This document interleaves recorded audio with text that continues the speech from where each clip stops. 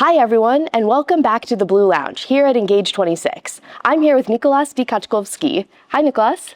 Hey. Nicolas is the principal analyst at CaCube. So I'm going to ask you a few questions. First question, how are your clients thinking about Agentic AI right now?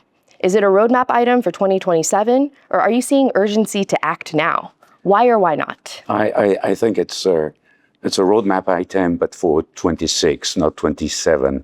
There's definitely a sense of urgency, in particular when it comes to offering solution customer-facing.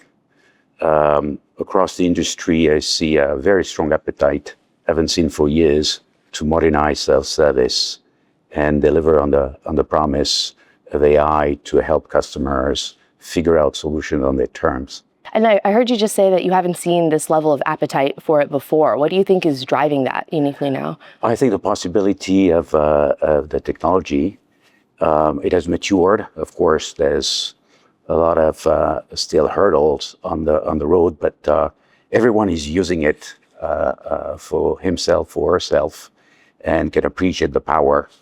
And frankly, with the rise of the volume of interaction, there's no other way than to figure out a way to massively automate a large chunks of interaction. The other thing that we are seeing is now AI is enabling to do things that were not possible before. And for those that have experience using a conversational AI, for example, on a website, you can ask question about sales, booking an appointment, for example, or question about service, about figuring out something not necessarily about the product and the services of the company, but the concept, and the ability to address a wide range of use cases that in the past you had to go for one department or another is hugely differentiating. That's amazing. And that makes a lot of sense from the why folks are looking for these now and what the new technology is enabling for them. I want to ask you about the disconnect that you're seeing in the market. So what is that disconnect you see between how Agentic AI is described and what these enterprise buyers actually need to hear to move forward? I wouldn't say it's a disconnect, but there's a lot of steps that needs to happen to make it work, in particular to connect to meaningful data. The LLMs that underpin all those solutions have been trained on internet public data, and for many businesses, the data that's needed is their data, and it's scattered.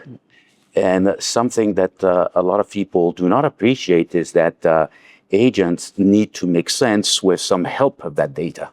So explaining what's the semantic definition of the different data element, helping locate the data that is the reference data, connecting all those data points.